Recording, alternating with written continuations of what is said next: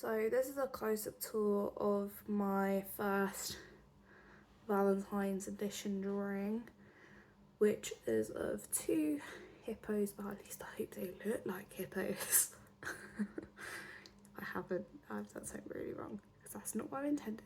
You can see it's close up, you can see all the sort of scribble effect, and you can see the hearts. I thought it'd just be different to go for a purple colour and make it a little bit different instead of going for a colour close to what you'd normally see a hippo